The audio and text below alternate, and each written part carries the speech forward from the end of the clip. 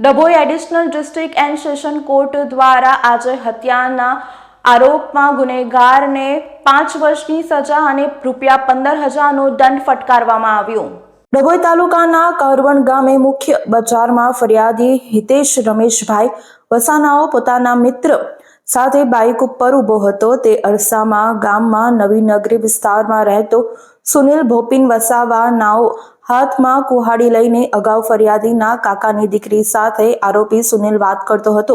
તેને ટોકતા આ બાબતની અદાવત રાખી બાઇક ઉપર ઉભેલ ફરિયાદી હિતેશને 20 એપ્રિલ 2021ના દિવસે સાંજના સુમારે કુહાડી વડે માથાના ભાગે જાનથી મારી નાખવાના ઈરાદે હુમલો કરી ફરિયાદીને ઈજા પહોંચાડી બાઇક પરથી પાડી દીધેલ। સમગ્ર ઘટનાવાળો case Dabhoi additional district and session જજ H.G. વાઘેલા નાઓની કોર્ટમાં ચાલી જતા સમગ્ર પુરાવા અને સરકારી વકીલ H.B. ચૌહાણની દલીલોને ધ્યાનમાં રાખીને સુનિલ ભોપિન વસાવાને ફરિયાદીને જાનથી મારી નાખવાના ઈરાદો રાખી કુહાડીથી હુમલો કરવા સંદર્ભે 5 વર્ષની કેદ તેમજ ₹15,000 દંડ, કુહાડી વડે ફરિયાદીને ઈજા પહોંચાડવાના સંદર્ભે 3 વર્ષની કેદ અને ₹500નો દંડ, તમામ સજા 1 વર્ષ સાથે 5 વર્ષ ભોગવવા અને ફરિયાદીને ₹15,000 વળતર ચૂકવવા સમાજમાં દાખલો બેસે તેવો ચુકાદો સંભળાવ્યો હતો।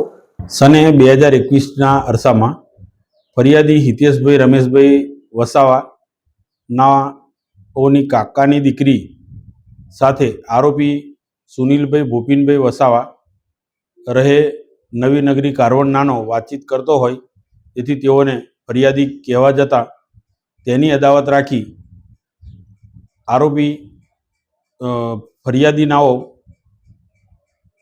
કારવણ બજારમાં બચુભાઈ કલાલ નાઓની દુકાને ધર્મેશભાઈની બાઇક ઉપર બેઠા હતા। તે વખતે હાથમાં કુહાડી લઈ આવી ફરિયાદીને માથાના પાછળના ભાગે જાનથી મારી નાખવાના ઈરાદે ઈજા કરી મોટરસાયકલ સાથે પાડી દઈ ગુનો કર્યા અંગેનો ફરિયાદવાળો કેસ મહેરબાન ડભોઈના એડિશનલ ડિસ્ટ્રિક્ટ એન્ડ સેશન જજ શ્રી H.G. વાઘેલા સાહેબની કોર્ટમાં ચાલી જતા આરોપી સુનિલ ભોપિન વસાવાને તકસીરવાન ઠરાવી ફરિયાદીને જાનથી મારી નાખવાના ઈરાદે કરેલ ઈજા સંબંધે 5 વર્ષની કેદ તેમજ ₹15,000 દંડ તેમજ ફરિયાદીને માથાના ભાગે જીવલેણ ઈજા કરવા સંબંધે 3 વર્ષની કેદ તેમજ ₹500 દંડ તેમજ દંડ ન ભરે તો વધુ 2 વર્ષની સજા ભોગવવાનો તેમજ